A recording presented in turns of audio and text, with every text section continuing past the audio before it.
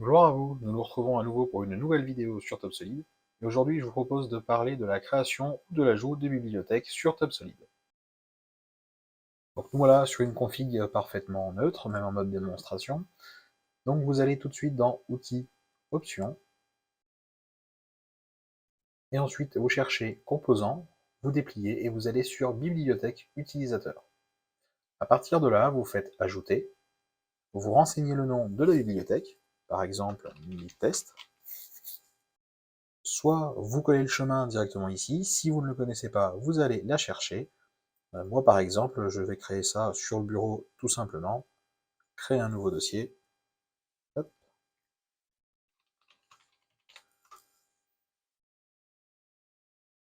je fais OK, j'indique que c'est une bibliothèque 3D, puisqu'elle va contenir des composants 3D, et je fais Ajouter. Une fois que je suis là, la bibliothèque est créée et sauvegardée. Si vous utilisez maintenant la fonction d'assemblage inclure standard, et non plus inclure ensemble de pièces, vous pourrez constater avec joie que votre bibliothèque a été ajoutée dans l'ordre alphabétique, à bit test.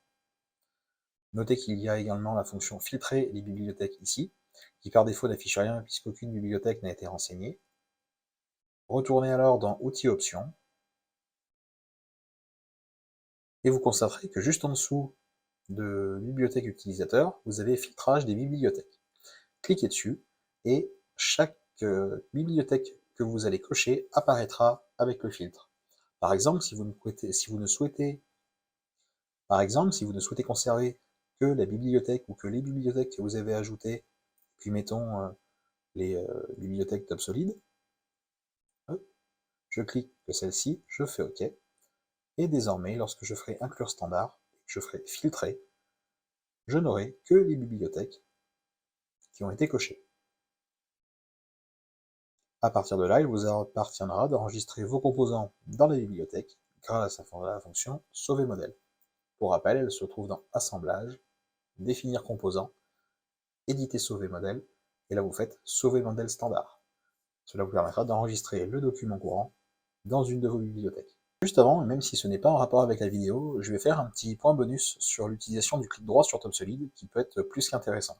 Le clic droit sous TopSolid permet de faire beaucoup de choses. En l'occurrence, au niveau de la barre de communication en haut, si vous faites clic droit, il m'ouvre la fenêtre inclusion de composants standard. Ce n'est pas un hasard, c'est parce que c'est la première fonction qui se trouve ici. Pour avoir accès à la deuxième depuis le clic droit, si vous vous mettez dans l'espace 3D et que vous maintenez clic droit enfoncé, vous voyez apparaître inclure standard, inclure ensemble pièces. Et je peux venir, avec le clic gauche, cliquer dessus. Maintenant, encore plus fort, si je reste appuyé sur le clic droit, je ne relâche pas le clic droit, je monte sur inclure standard, et au moment où je relâche le clic droit, il applique la fonction sur laquelle j'étais.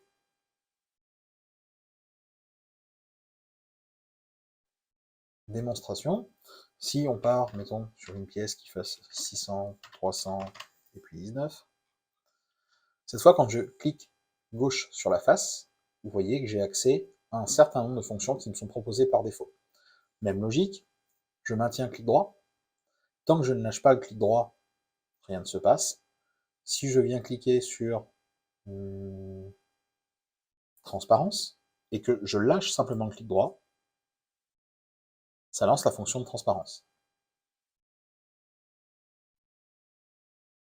À nouveau, je sélectionne ma face, clic droit maintenu, je vais sur esquisse, et au moment où je relâche, ça lance l'esquisse. Du coup, non seulement vous pouvez enchaîner les clics pour pouvoir déclencher les fonctions, mais maintenir, et sans même avoir besoin de refaire clic gauche à nouveau, par un simple maintien du clic droit relâché au bon endroit, va vous permettre de valider les fonctions.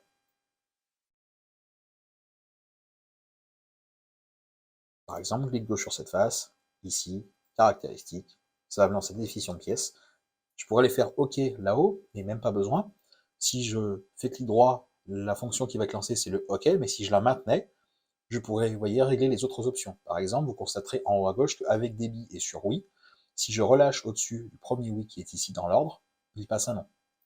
Je reclique, je repasse à oui. Si je fais juste un clic droit sec, c'est le premier bouton qui s'applique, le OK. Même chose ici, je renseigne, mettons. Une fois que j'ai terminé, si je fais clic droit, voyez que le bouton encadré en bleu par défaut est le OK. Dès le moment où je vais faire clic droit, ça ferme la fenêtre. Le clic droit est un espèce d'outil de validation et d'accès rapide aux outils qui sont là-haut. Là, vous voyez que j'ai inclure standard, inclure ensemble, puis tous les modèles de rendu. Si je maintiens un clic droit dans la fenêtre, je retrouve bien ce choix-là. Si je lâche le clic droit en dehors, rien ne se passe. Il faut désormais que j'aille cliquer avec le clic gauche pour pouvoir les déclencher. Et bien voilà pour ce rappel court et simple sur la création d'une bibliothèque, l'endroit où ça se fait dans Outils Options, la façon de le faire, même si elle est plutôt simple, et enfin le petit passage sur le clic droit qui m'a été chaleureusement recommandé par notre apprenti, et que j'ai été ravi de traiter dans cette vidéo.